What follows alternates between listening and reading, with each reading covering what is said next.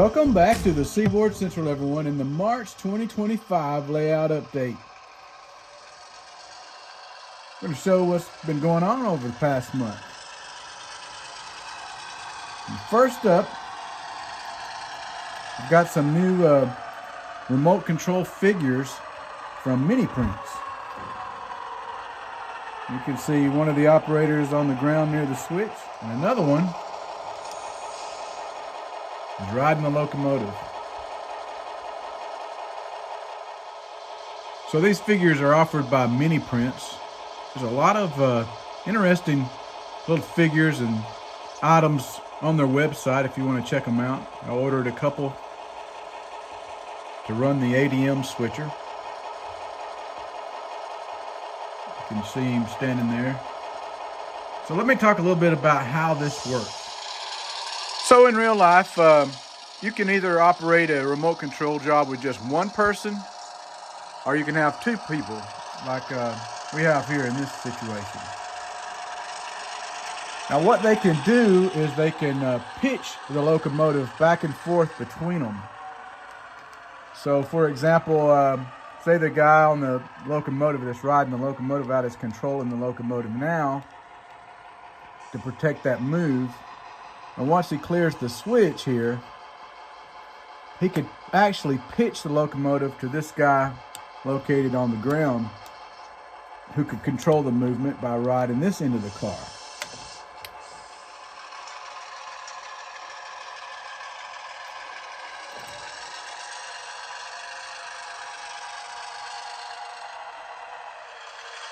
So one of the questions that was brought up in the last few videos I did on ADM operations was when L83 showed up to work the facility, why didn't they contact them about the RC remote control zone? And while that's true in rail yards where there's a yard master involved, not so much in industries. In industries where you have remote control jobs, the crew will either contact the facility by telephone before they enter, letting them know that they're there so that they can get a hold of their folks who are controlling these remote control units to get out of the way. Or what would happen, and this has happened before, where you have like a couple of tracks like this. Normally the RC job is working up and down this lead right here. So by entering, and we did this, entering this runaround track, you can come up to this point, and then you can, the conductor would talk to the operator there and make sure that, hey, you guys are in the clear, we need to work you. So the difference in a rail yard like this, say for example, there's a remote control job working in Gadsden Yard. The yard master, located there in the tower, would establish a remote control zone for that job to work. Now, any other trains, say for example, L83 there, that's ready to be building their train, would have to contact the yard master before they make any moves in the yard. And that way the yard master could stop the RC job, get them in the clear, and take away their remote control zone from them so the other train can work. So L83 is my Raglan turn road switcher, and they're the ones that carry the cars up to the ADM facility, and that was what I showed in the last video. Here they are back at Gadsden, and they're building a new L83 train for the next day.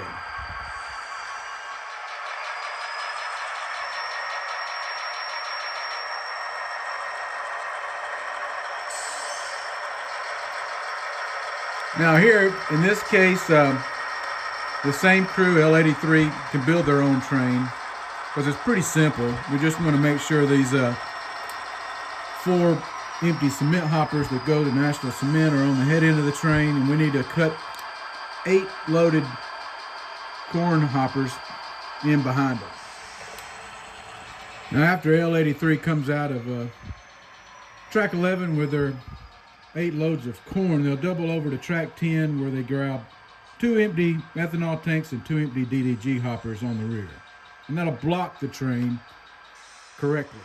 Now, a lot of locals will do this in real life because just these couple of simple moves here, done here, will save them a lot of time once they make it to the industries that they have to work. And that's just getting the cars in the correct order. Another question came up regarding the brake test that we perform and the EOT. Here we've pulled high, took an EOT off the rack, hung the EOT. What they'll do is hook the train line air hose up to the EOT. A lot of the newer EOTs are charged by the air. They have a battery that is actually air charged, and you can hear them actually making a noise as they go if you're close enough to one. So in this case at Gadsden, the conductor and the brakeman would both catch up on each side here of this end car, talk to the engineer, give them instructions on how many car lengths they're clear for. So they would back up, back into the track where they just came out of. So one of the comments was, why not the car department? Why didn't they inspect the brakes? And that's a good question. And that has to depend on the size of the yard and the staffing. Do they have enough carmen to perform these? So here at Gadsden, we do have a contract repair shop. That's that very back track called SD's Rail Car Service. And we have a locomotive shop. So we do have shop personnel that could perform brake tests and work on bad orders. But in this case, we would just use the train crew. It's fairly simple. Each would walk one side of the cars. One would walk up one side, the other would walk up the other. They would walk the brakes on. The EOT can give the engineer a reading in the head end of the train on the engines. He'll know when he has the correct pressure. And then they can apply the brakes. They'll walk to the head end, grab their paperwork from the tower, and then you can have a utility brakeman or actually a carman, whoever, can watch the train, the release as they pull the train by. So what are they actually looking for when they do a brake test? If you'll look very closely inside this car, here's where the brake piston comes out of this brake valve right here. I'm trying to point to it. You can't really see. It's right there. Now the piston's in, thankfully, on this car. That would show that the brakes are released. And that's one thing that they'll look for when they do a brake test. Make sure those pistons are all out, showing that the brakes are applied. Also want to make sure that the handbrakes, here's our handbrake wheel, that chain is loosened up and there's no handbrakes applied to the car.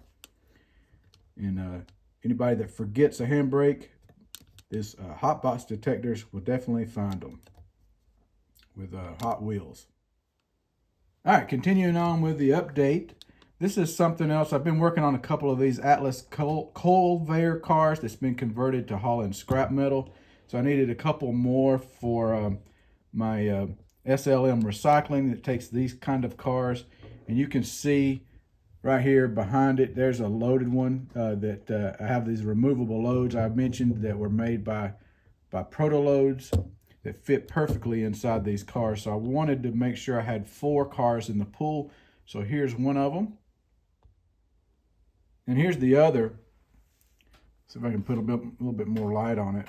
I wanted to make it look rusty. I was just looking at prototype cars and how their rust patterns are, and they're really dusty cars. I can try to show the interior, what I did with the car. You can see it's got some leftover material in the bottom of it. And so, pretty cool. I equipped these cars with the rotary style couplers because that's what these were, rotary guns. They were originally built for hauling coal. And they had this, the larger rotary style coupler. So that's what I put on these cars as well. So that's one of the things I did this past month. And lastly, I've been working on SLM recycling here. This track did have a bend that bended this way, but when I did that track planning videos, I realized I needed to keep it straight. So actually it looks a lot better this way. And so I removed that section of track and I put a straight piece in and reballasted it. That meant I did need to make some changes to the little access road, which I actually think it turned out better myself. Another thing I've been starting to do at SLM Recycling is add this fencing, chain link fencing. And I got it simulated where there's the gates are open, just leave them in an open position. Also, it's that way where the rail cars are spotted. I still need to add a derail here. I want to add a derail from Mack Rail Industries. And also I want to add a switch stand and a New Rail Models Blue Point switch machine to operate that switch. Another thing I did was add another light, and I got the control here on the fascia, or I could just turn the lights on. These are just like they are on the below it, where I used the Woodland Scenics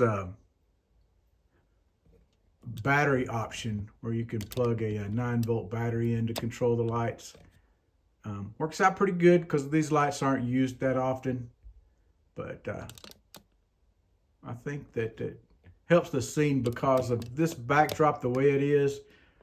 There's not a whole lot of light getting to this area, so having those little lights will give it kind of a dusk look to it where it's kind of in the evening. But the scene is turning out pretty good. I like the way it's looking. So I recently picked up a new locomotive. Actually, this is a replacement for one that I'll end up selling. And this is a new Scale Trains ES44AC unit. And the ES44AC is one of my favorite locomotives to operate in real life. And the one I got was the Central of Georgia unit. And I've actually had a chance to operate the real Central of Georgia unit a couple of times. So I knew this is my actual favorite heritage unit for all the heritage Norfolk Southern engines. I really love this, the looks of the Central of Georgia paint scheme. So this model is equipped with DCC and sound, and next week I'm going to do a programming video on how I program this model to operate just like the real one that I've operated in real life. So be sure to tune back in for that one if you want to see how you can make your model run ultra realistic. Make sure to come back for that. So until next time, I'm Tim Garland. Thanks for watching the Seaboard Central, and happy model railroading, everyone.